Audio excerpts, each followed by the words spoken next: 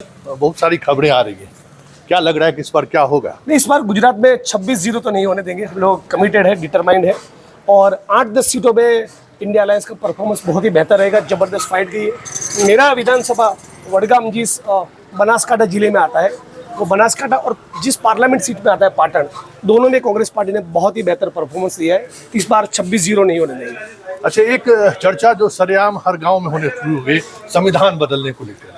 जी, RSS के लोग लगातार ये कह चुके हैं। आरएसएस की कुछ विचारकों ने यह कहा है कि बाबा साहब अम्बेडकर के संविधान को समंदर में फेंक दो, बाबा साहब अम्बेडकर के संविधान के बजाय हमें मनुस्मृति चाहिए। तो वो ऑर्गेनाइजर में छपा हुआ है और संविधान की कॉपी बाबा साहब ने संविधान की सभा में पेश की। ठीक उसे तीसरे या चौथे दिन पे उन्होंने लिखा है। आजकल आरएसएस और भाजपा के लोग लगातार हर 2-4 महीने में इस प्रकार का निवेदन करते हैं कि हम लोग यहाँ संविधान बदलने के लिए आए हैं। तो जब आरएसएस और भाजपा का लोग ये कहता है कि संविधान बदलने के लिए आया है, तब दलित बहुजन समझ जाता है कि ये संविधान खत्म करने की बात करते हैं। मूलतः यही उनकी मंशा है। और मैं साफ तौर पे कहना चाहता हूँ कि नरेंद्र मोदी, आरएसएस और भाजपा सबसे ज़्यादा किसी नेता को नफरत करते हैं, वो बाबा साहब अम्बेडकर है। नरेंद्र मोदी, आरएसएस और भाजपा सबसे ज़्यादा किसी किताब को नफरत करते हैं, वो भारत का संविधान है।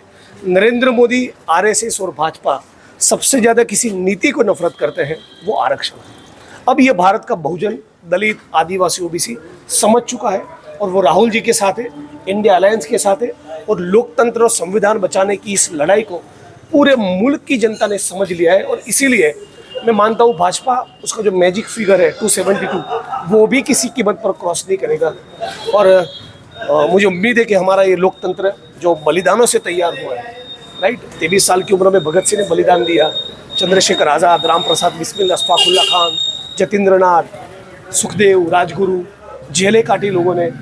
वो सरदार वल्लभ भाई पटेल हो, मौलाना आज़ाद 9 साढ़े 9 साल जेल में रहे, 11-12 साल जेल में रहे, नेहरू जी, तब जाके ये गणतंत्र, इंडियन रिपब्लिक की स्थापना हुई है, तब जाके हमें ये संविधान मिला है। इस संविधान की रक्षा करना आपका, मेरा, हम सभी का कर्तव्य है और उम्मीद है कि 135 करोड़ जनता इस बार जाग उठेगी। अच्छा, एक आखिरी सवाल कि ये लगातार आपके गुजरात पहुंचते हो भैंस चुराने की भी बात करते हैं, मंगलसूत्र, भैंस, हिंदू, मुसलमान, भारत, पाकिस्तान, हर मैंने तो 2017-18 में ही कह दिया था कि मोदी जी वक्त आ गया आपकी रिटायरमेंट का।